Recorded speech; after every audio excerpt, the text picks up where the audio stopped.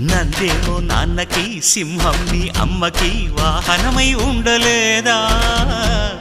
ఎలకేమో తమరికి నెమలేమో తంబికి రథమల్లే మారలేదా పలుజాతుల భిన్నత్వం కనిపిస్తున్నా కలిసుంటూ ఏకత్వం బోధిస్తున్నా ఎందుకు మాకి హింసావాదం ఎదిగేటందుకు అది ఆటంకం